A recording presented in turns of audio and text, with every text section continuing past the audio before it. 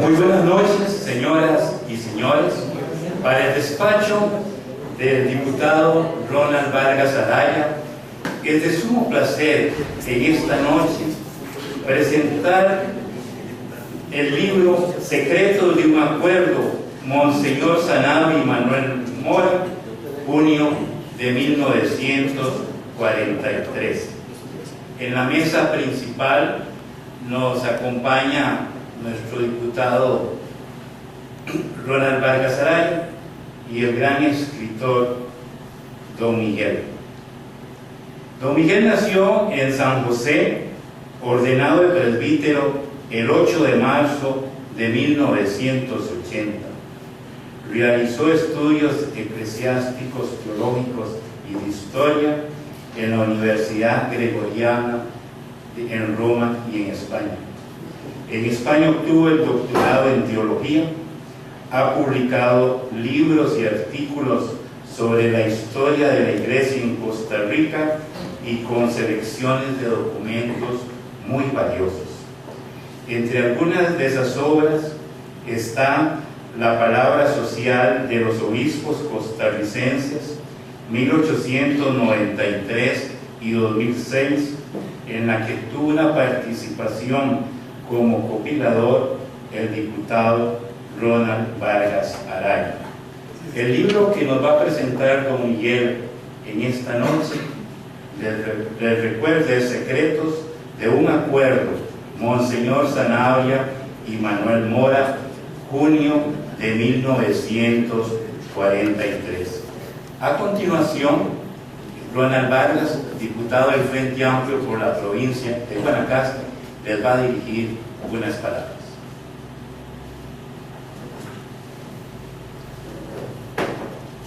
Muchas gracias a todas y a todos los que nos acompañan en esta noche.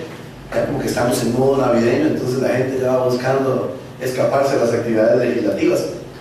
A algunos se les ha hecho llegar la copia de esta introducción que quiero hacerle a mi amigo Miguel Picado, que me complace hoy traer a este recinto legislativo, el de Beneméritos de la Patria, que creo que va muy acorde el lugar con la exposición que se piensa hacer en esta noche.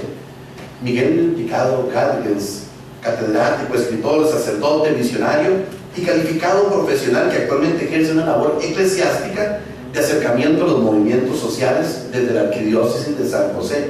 Es la primera vez en la historia de la Iglesia en Costa Rica que se nombra a un sacerdote con esa tarea concreta, la relación con movimientos sociales.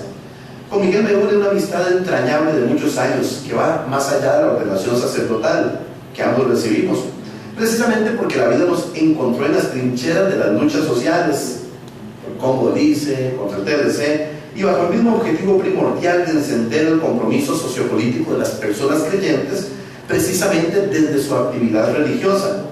Bajo tal consigna le apoyé como coeditor de este libro que don Mario nos presentaba, La Palabra Social de los Obispos Costarricenses, que es la mejor recopilación bibliográfica de todos los escritos sociales de la Iglesia en Costa Rica.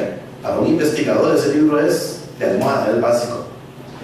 Hace un año la UNED imprimió una de sus últimas investigaciones alrededor de un tema que es siempre candente y que siento yo es la base sociopolítica previa a la guerra de 1948, que propiciará el nacimiento de la Segunda República. Las intrigas y aciertos en torno a la incertidumbre que reinó previo al extraño histórico acuerdo tripartito entre el gobierno de Calderón Guardia y los más acérrimos enemigos de entonces, la Iglesia Católica y el Partido Comunista. De allí el sugestivo título del libro, Secretos de un Acuerdo. Pero este no es un simple estudio más sobre el inicio de los años 40, una de las décadas nacionales más estudiadas. Es una reinterpretación histórica atendiendo fuentes inéditas que nos dan nuevas luces para una mayor comprensión de aquel acuerdo trascendental tomado el 14 de junio de 1943 y antecedido por el Código de Trabajo, la creación de la Caja Costarricense de Seguro Social y la reforma constitucional para introducir las garantías sociales. Miguel Picado hace público algunos documentos olvidados y cartas inéditas algunas entrecruzadas entre Manuel Mora, secretario general del Partido Comunista, y Monseñor Sanabria, líder indiscutible de la Iglesia Católica. De allí su gran valor histórico.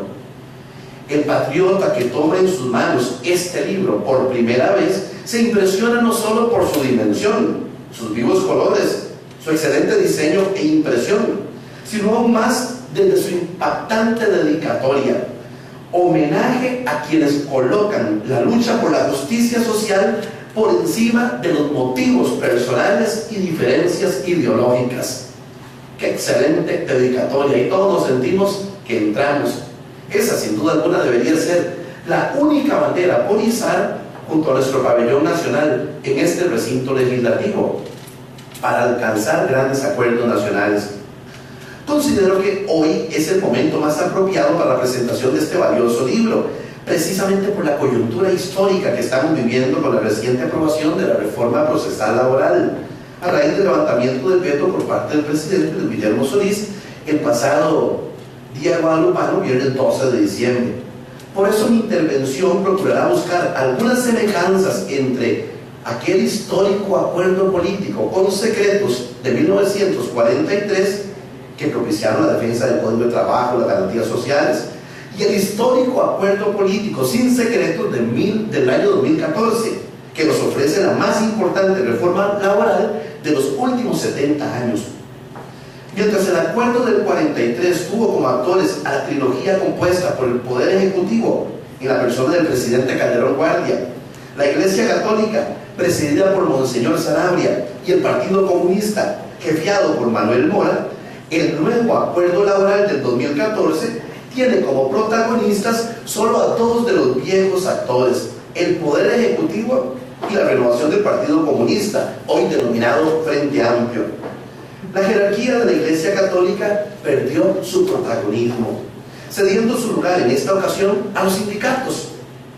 Habría que excusar de esta crítica esencial a laicos, sacerdotes y algunos ex sacerdotes que, motivados por su compromiso cristiano, siempre estuvieron muy presentes en la lucha por la reforma laboral. ¿Dónde estará hoy aquel espíritu pujante del gran reformador social, el visionario obispo Víctor Manuel Sanabria?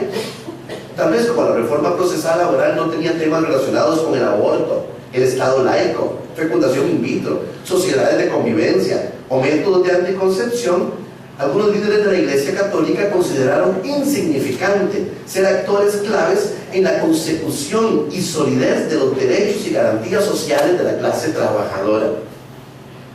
En los años 40, la actitud tradicionalista de la jerarquía eclesiástica, que la divorciaba de las masas trabajadoras, fue superada con Sanabria, indica Miguel Picado en este libro, pero años después volvió a decaer, hasta casi aislarse del mundo laboral y sindical. Tal vez porque al interior de la Iglesia no se cuestionó el reto a futuro también apuntado por Miguel Picado. Dice él, descubrir los elementos para una teología del movimiento popular elaborados a partir de los escritos y hechos de Monseñor Sanabria. O sea, una teología sanabrista. Nadie le ha entrado a ese tema en Costa Rica, que daría realmente luces por donde la Iglesia debería de guiarse en el tiempo actual. Hasta el sabio sacerdote chileno y único santo sindicalista de quien se tiene noticia, el padre Hurtado, ya lo había intuido cuando vino a Costa Rica solo para entrevistarse con Monseñor Sanabria, y apuntó lo que le escuchó decir: el peligro de los comunistas en Costa Rica es que son sinceros e inteligentes. Si fueran mentirosos tendrían menos veneno, pero son sinceros e inteligentes. Que un obispo en esa década de tanto anticomunismo dijera tal frase nos sigue impactando hasta el día de hoy. Al igual que está pasando en estas semanas con los constantes ataques por el levantamiento del veto en aquellos tumultuosos años 40, apunta Miguel Picado, los representantes del capital económico se aprestaron a combatir primero con la palabra y poco después con las armas el proyecto de las garantías sociales, porque el pacto vino a infligir un giro de casi 180 grados en la crispada política de aquel entonces. Alguna prensa al servicio del capital económico, al igual que la embajada gringa, vieron con malos ojos lo que estaba pasando en Costa Rica. No es casual, por tanto, que el día 12 de marzo de 1947, en que el presidente Winston Churchill proclama la llamada doctrina Truman, que facultaba a los Estados Unidos para dar asistencia a otros gobiernos y fuerzas anticomunistas y antiizquierdistas de cualquier país, sea el mismo día en que Fuerzas Armadas inicien la guerra contra el gobierno de Costa Rica, que culminará con el golpe de Estado de 1948. Apunta así Miguel Picado: a partir de 1945, Figueres organizó un grupo terrorista. La casa y el auto de Manuel Mora fueron dinamitados, distintas instalaciones públicas atacadas, y en 1947 también el diario La Tribuna y su director Manuel Formoso. El terrorismo tiene antecedentes también en nuestra patria, ¿verdad? No solo lo que ahora se dice atacar. Es legítimo, continúa Miguel Picado, preguntarse hasta qué punto los errores de la administración calderonista fueron sobredimensionados por una campaña publicitaria negativa e interesada en provocar el caos. Eso era el único interés. Un día de estos escribía un Twitter con un pequeño sarcasmo político. Así escribía: vamos a decir que la reforma procesal laboral genera incertidumbre hasta que generemos incertidumbre. Basta ver los recientes artículos editoriales de La Nación y de Amelia Rueda generando incertidumbre para corroborar la nueva campaña de miedo contra la reforma procesal laboral.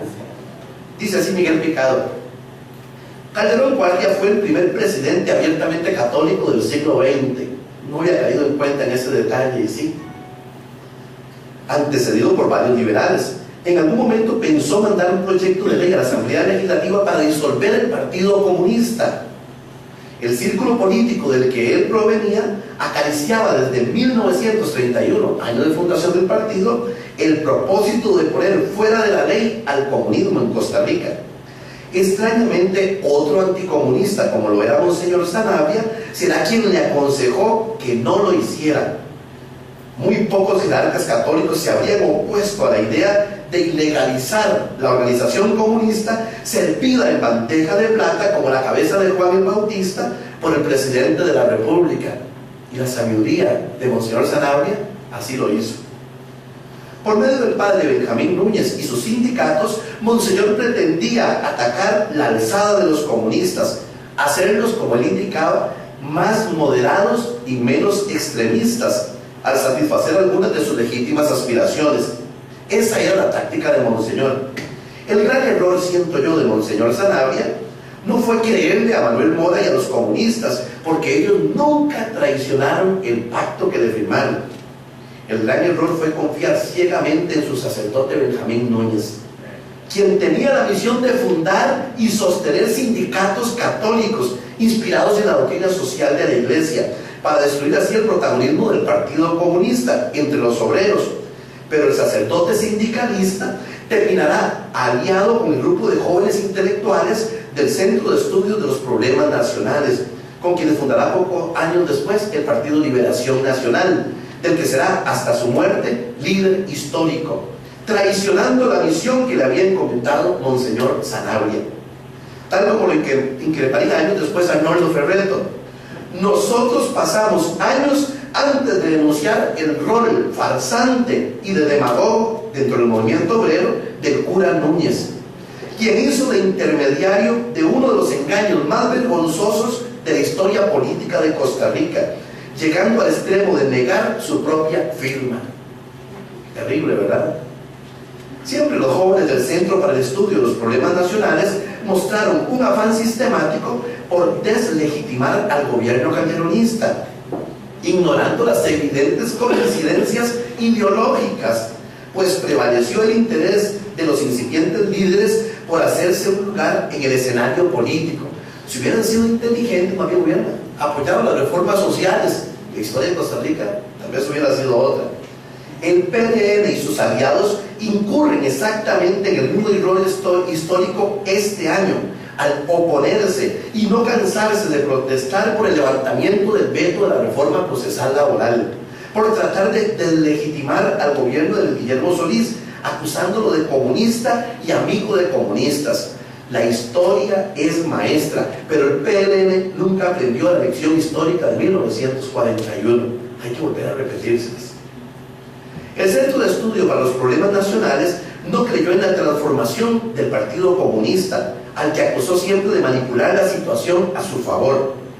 El presidente profiguerista Otilio Ulate también fue opositor a la obra social de la tríada Calderón Guardia, Iglesia Católica y los comunistas. Decía, en la perspectiva de él, que los católicos y los comunistas empezaban a formar parte de los adversarios por combatir, igual que los calderonistas.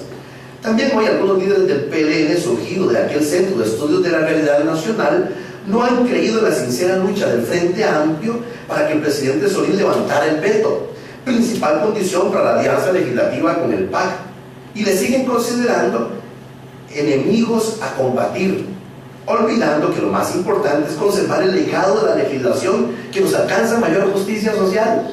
El enemigo no somos nosotros, el enemigo es la ausencia de derechos para los trabajadores.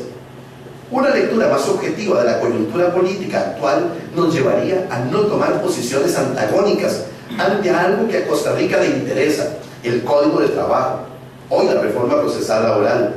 Muy atinadamente Miguel Picado define como el elemento consustancial del comunismo criollo a la tica la inteligente comprensión de la realidad nacional.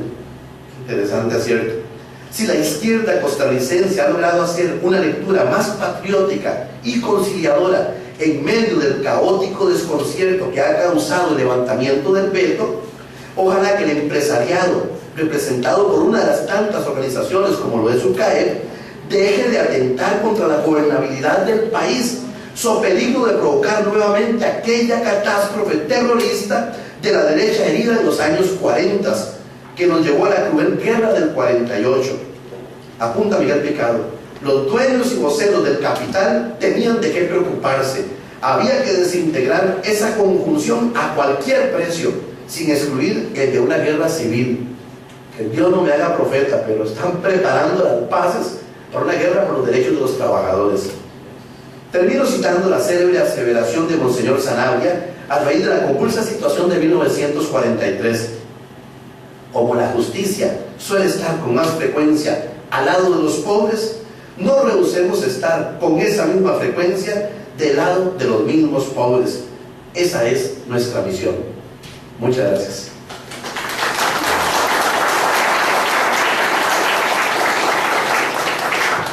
Agradecemos al diputado, porque yo creo que en esta noche él nos ha hecho al principio un ultrasonido de la trayectoria de Miguelito, y luego nos montó en la máquina del tiempo y nos llevó hasta 1943 y nos hizo vibrar al reconocer que estamos viviendo similitudes a lo que ocurrió en 1943. Bueno, y ahora lo que ustedes esperaban. Si al principio les dije de que Ronald nos había presentado un ultrasonido, ahora la tecnología va más adelante y el padre Miguel Picado nos hace una resonancia magnética en los secretos de un acuerdo. Así es que disfrutemos de esa resonancia magnética.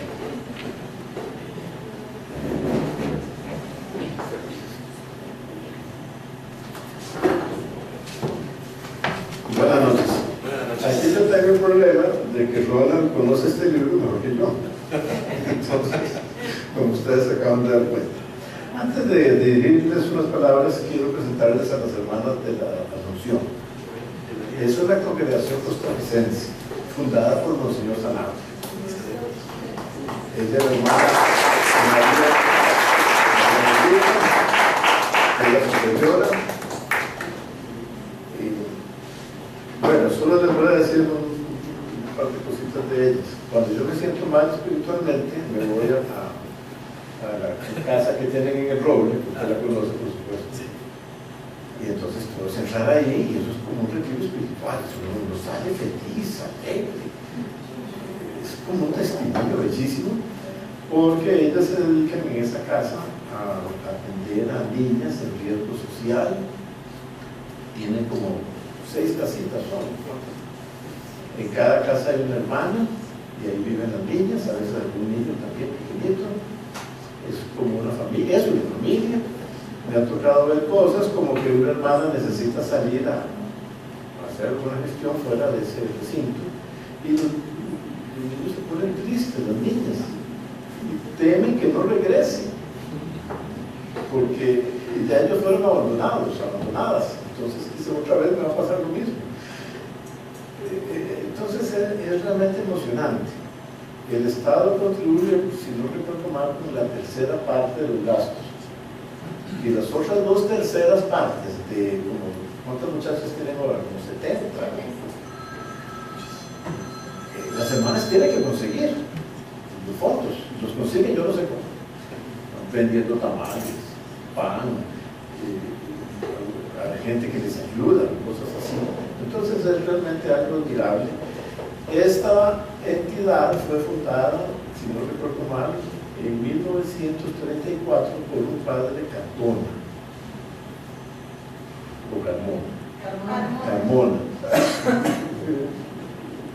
Bueno, usted que conoce de la historia de la iglesia, el que fundó en Antayure, el pueblo de Antayure, es el mismo. Ciudad de Carmona, es el mismo, de Atenas. Es que pronto cumplieron sí, mucho hacer. Bueno, entonces, que estén las hermanas aquí es como la presencia viva de Monseñor Sanabria, es como su continuidad, y eso realmente me alegra mucho. Bueno, ¿qué decirles? Yo comencé a trabajar este texto para deshacer 2 errores de colegas historiadores, 2 errores que considero graves. El primero, que decía que en una célebre entrevista que le hizo Aguilar Pulgarelli a Manuel Mora, donde Manuel Mora dice que los capitalistas le invitaron a dar un golpe de Estado, pero que él rehusó, y que fue donde el presidente, y el presidente le dijo, sí, te estoy a punto de que me saques del poder, y que Manuel Mora le habría dicho, cambiemos de estrategia, sosténgase en el poder con todo el apoyo del Partido Comunista a cambio de las reformas sociales y el Código de Trabajo. Esa entrevista muchos la han negado. Hace cosa de un mes, algo así, incluso tuve una pequeña polémica con un historiador en el periódico La Nación, en la sección Áncora, porque la niegan.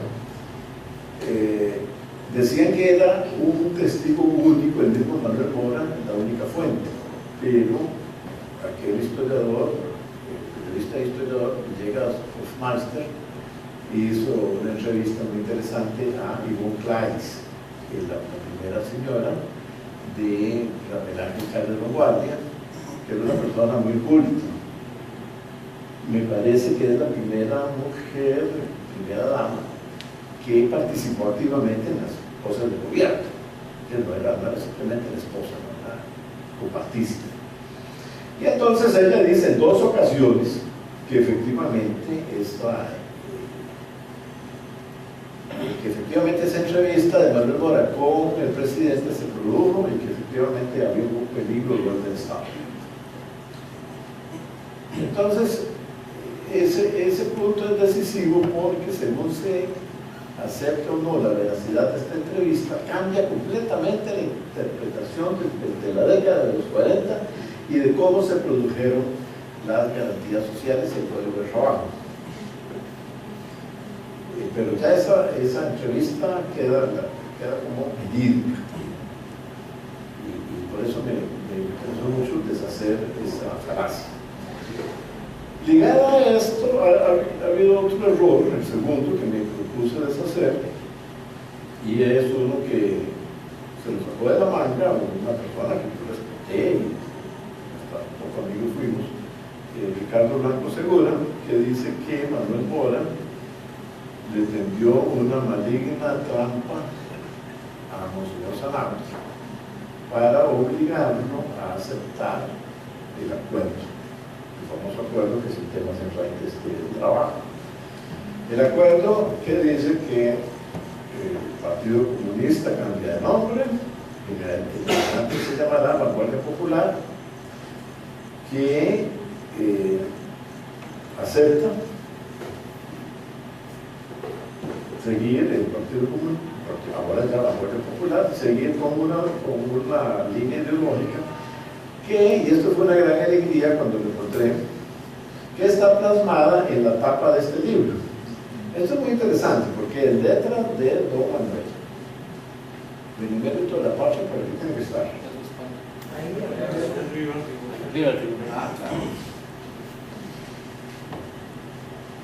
Letra de Don Manuel. Membrete, papel membretado del arzobispo. Y lo que dice es lo siguiente: el partido apoya la política social del presidente Calderón Guardia basada en las encíclicas papales y declara que esa política enmarca sin contradicciones en los planes del partido para la organización económico-social del país. Esto es extraordinario. No sé de antecedente o de algo parecido en ninguna parte del mundo, al menos en América Latina, hasta donde he averiguado, no hay nada similar. ¿Por qué un acuerdo de este tipo? Porque Calderón Guardia solo tenía el peso de su propio liderazgo, que era muy alto. Calderón Guardia era un líder carismático. Es decir, esas personas que su sola presencia y su propia personalidad crea situaciones políticas nuevas, como lo fue Jorge Bolio, como lo fue José Figueres.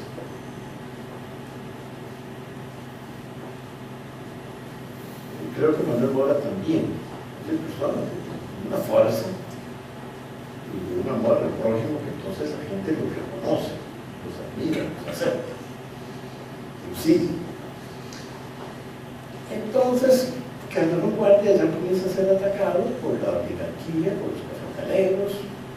A mí me parece que se ha estudiado un poco la presencia por debajo de la embajada americana. Hay que leerse los documentos recién publicados, recién desclasificados.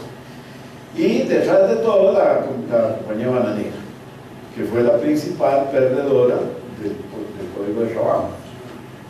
Recuerdo, ya yo era niño, que hubo una huelga muy importante para obligar a la compañía bananera a pagar el aguinaldo y a entrar en la reforma social. Entonces, Calderón Guardia no puede sostenerse con dos aliados que son entre ellos enemigos. De un lado el Partido Comunista y del otro lado la Iglesia Católica, que hace algo. Entonces ahí es donde entran estos maestros de la política, Manuel Mora y Sanabria,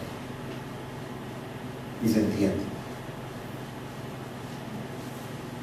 Lo lógico, es decir, lo esperable es que se hubieran distanciado más bien, que Sanabria hubiera continuado con su discurso anticomunista que le correspondía como obispo católico. Eso era lo que tenía que ocurrir. Y también tenía que ocurrir que Manuel Mora no quisiera acercarse a un obispo católico, porque un obispo católico tiene que ser conservador, así casi como por definición, y que haya acabado todo, entonces no hubiera ocurrido la reforma social. Pero Sanabria entiende que es la única oportunidad que existe, otra no va a haber. Y Manuel Mora entiende lo mismo. Entonces aquí dice, bueno, aquí se trata de ver cómo nos ponemos de acuerdo para ganar la reforma. Y además potenciar enormemente el futuro de lo que podemos llamar la izquierda en Costa Rica. Porque el anticomunismo estuvo fundamentado en mucho en prejuicios religiosos, en propaganda religiosa lanzada contra los comunistas. Un profesor que tuve, Hugo Asman, no sé si sabes quién es, teólogo de la revolución, muy importante, brasileño, decía que la derecha nunca cometió ni cometerá el error de declararse atea, pero los comunistas sí lo habían hecho. Entonces con eso enredaron todas las posibilidades de alianza entre comunistas y otros socialistas y los católicos y los evangélicos se echaron a perder en ese momento. Nada les costaba seguir siendo todos los ateos que les gustara. Finalmente es una opción y la fe es una gracia, un privilegio que tenemos nosotros. Pero si hubieran guardado eso para ellos mismos, y entonces las posibilidades de alianza con las iglesias hubieran sido fuertes. Tal vez ya la revolución se hubiera llevado a cabo. No, pero es que fue un aspecto decisivo. Bien, entonces logran ponerse de acuerdo. Y en ese momento el partido la Fuerza Popular crece enormemente. Los datos que consigno indican, si no recuerdo mal, como 13 diputados en la elección del 44, no, del 48, sí. 9, creo que ahora. Esto se repite. Está medio peligroso. Extraordinario, de pasar de 1 a 9. Claro, había habido fraudes electorales, pero en todo caso fue extraordinario. Y el futuro se abría enorme. Claro, se dio el problema de la guerra civil. Mi tío, yo tenía un tío que era comunista, tal vez algunos de ustedes lo conocieron, José María Zúñiga, hermano de Sergio Zúñiga, Bernardo. Sergio, sí, todavía siguen combativos, son extraordinarios. Sí, claro. Entonces, ellos decían que el gran error del partido fue aceptar ir a una guerra civil. Con lo cual aquí difiero de un poco de lo que decías antes. Sí, aquí sí se salieron del acuerdo con José Sanabria, porque de las primeras cosas que pide Sanabria cuando habla con Manuel Mora en la primera entrevista es no acudirán a la violencia. Y no puede hacer. Pero entonces, la línea esa que guerra civil quedaron ese pacto. Pero no lo quebró él, es votó en contra. Sí, es cierto. Igual que el señor de apellido Lobo. No, don Jorge Lobo. Sí. Hay la tradición, que no sé si ustedes saben muchísimo más de esto, que discutieron todo un día y la noche que iba ganando la opinión de que no se involucraron en la guerra civil.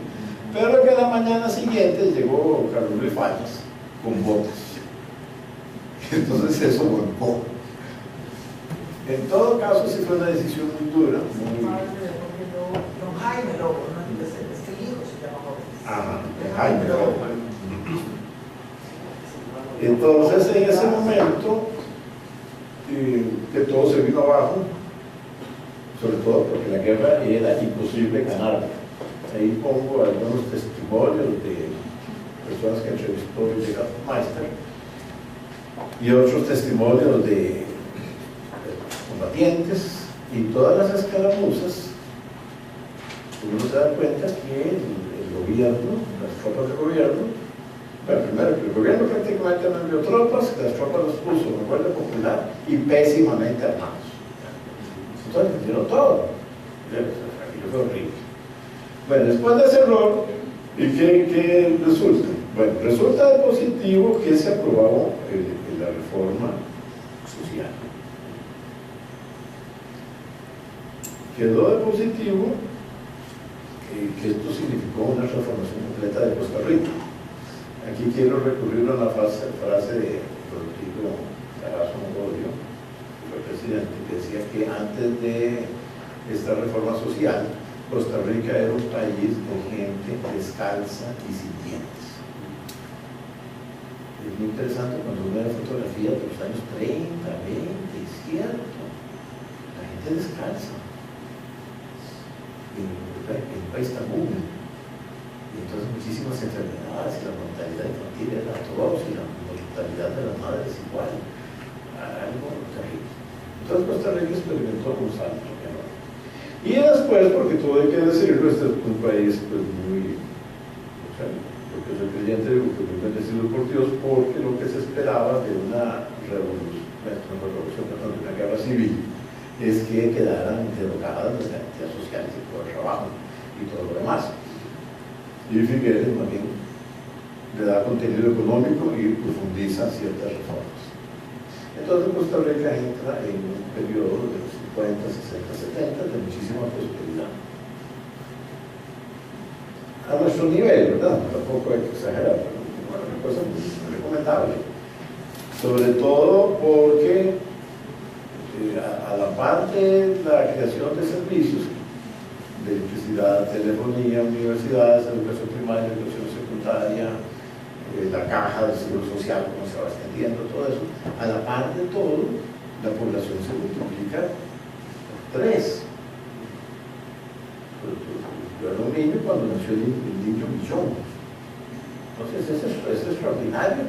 Y a pesar de ese enorme crecimiento poblacional, los servicios alcanzaron a buena parte de la población, sin magnificar y sin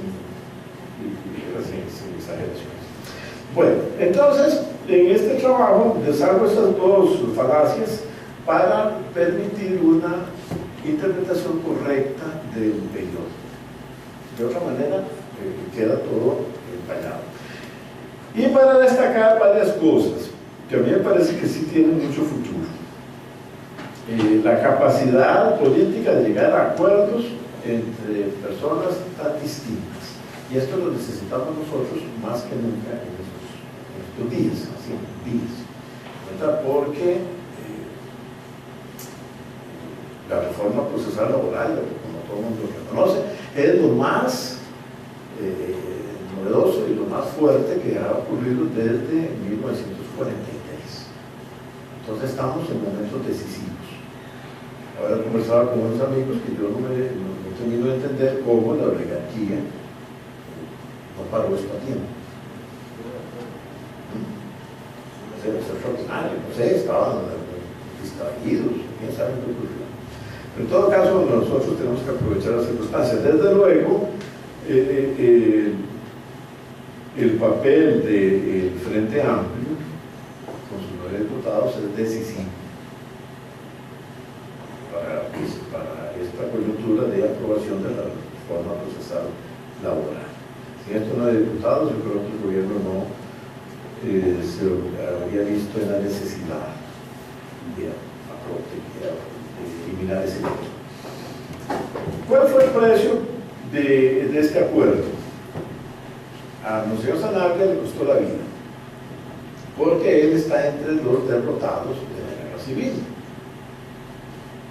Entonces es arzobispo, sí,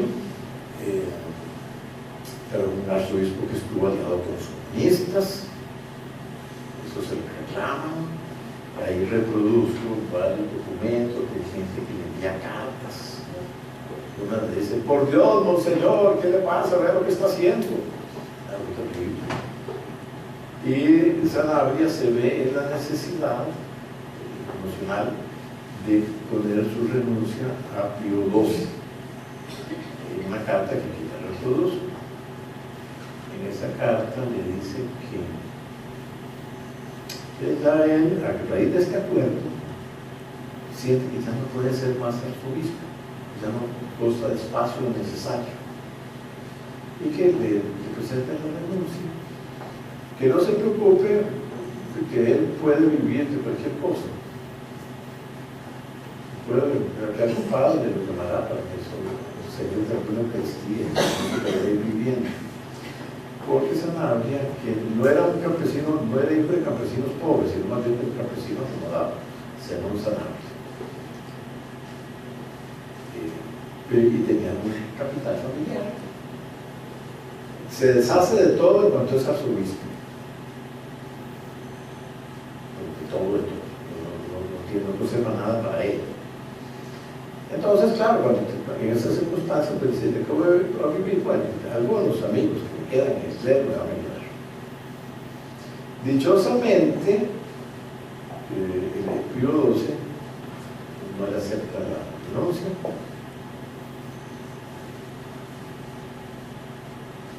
Por cierto, Pío XII que es una figura básica para que se haya conseguido la aprobación de las leyes sociales. En dos ocasiones, claro, Sanabria pedía, pero que no se aprobaba. Le mandó una carta aprobando las garantías sociales y en otra le envió un premio a Calderón Guardia. Y claro, eso lo utilizaron políticamente. Pero es importante. El Papa, en un momento en que no es como ahora que católicos somos un 60% de la población. En aquellos años estamos hablando de un 98%. Y en tiempos en que la gente le hacía caso a los padrecitos. Claro, esos tiempos pasaron, por dicha. Claro, pero en esos tiempos entonces que el Papa le mandara una condecoración a Rafael Ángel Calderón Guardia fue pero muy significativo. De manera que hay que resaltar, hay que destacar más la participación de Pío XII en ese momento decisivo de la historia nacional. Bueno, el libro está lleno de cosas, porque también me metí a ver qué pasó con el acuerdo, una vez que cuando fue publicado, reproduzco pedacitos de la prensa de entonces, porque se provocó una disputa enorme, porque si el acuerdo era aceptado como algo, simplemente un acuerdo, y no como una mentira, como un engaño, como que el obispo se volvió loco o algo parecido. La guerra ideológica que precede a toda guerra, no es la guerra de las ideas, sino la guerra de las armas. Esa guerra la tenía perdida la oposición. Entonces hubo que entrar en la fuerza. Pero le seguí la pista y me encontré una consulta del Partido Demócrata, del Partido Socialdemócrata, donde firma gente como Rodrigo Facio, donde le piden la opinión a Sanabria, porque Sanabria había publicado un documento que se llama Palabras al Venerable Clero de la Diócesis de San José, donde él explica a su clero, y al clero de todo el país, las razones teológicas, pastorales, por las que había llegado a este acuerdo. Un documento bellísimo, aquí lo encontrarán. Entonces, ellos le dicen a Sanabria, el Partido Socialdemócrata, que el partido de ellos también es un partido de los trabajadores. Esto porque Sanabria dice que él había llegado al acuerdo, entre otras razones, porque los trabajadores en Costa Rica no disponían de otra organización a la cual acudir para defender sus intereses.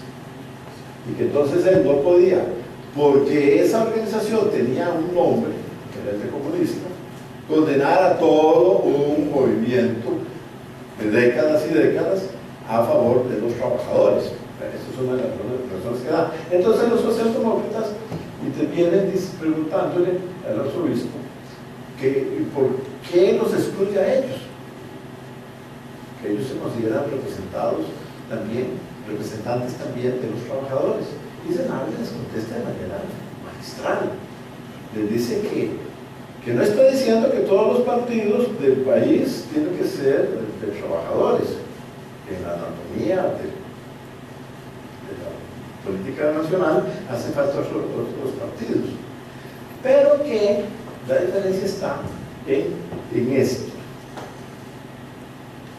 Únicamente el partido, que entonces ya se llamaba Vanguardia Popular, representaba, no solo representaba, sino que estaba constituido por los trabajadores, mientras que los otros partidos, en cuenta este socialdemócrata, podían representar intereses de los trabajadores, pero que no es lo mismo. Es decir, que Sanabria reconoce la necesidad de una organización político-partidaria exclusivamente formada por trabajadores. Entonces, a mí es una canción de una nitidez, de una claridad de pensamiento enorme. E igual, y ya con esto lo termino porque me interesa mucho escucharlos a ustedes, El Sanabria tiene una frase, a ver si me explico mejor. Hay una frase que se hizo célebre en la conferencia de obispos de 1968 que se reunieron en la ciudad colombiana de Medellín, los documentos de Medellín. Y ahí se acuñó la frase opción preferencial por los pobres. ¿Está bien? Pero Sanabria había escrito años antes algo que me parece muchísimo más concreto. Opción preferencial por la clase trabajadora. A mí me parece eso genial. Porque la primera, bueno, pobres son los indigentes, los enfermos, y está muy bien que la iglesia se preocupe por ellos. Pero una opción preferencial por la clase trabajadora tiene todo su sustrato socioeconómico, tiene un matiz de economía política que no podemos ignorar y que nos da la medida de la talla intelectual de esto. Bueno, entonces, como les decía, para mí ha sido como muy agradable. Me siento muy contento de estar por aquí con ustedes, pero me interesa mucho dejar un espacio, ojalá que hubiera tiempo, no sé, tenemos toda la noche, para discutir, conversar, hacer precisiones y cosas de estas.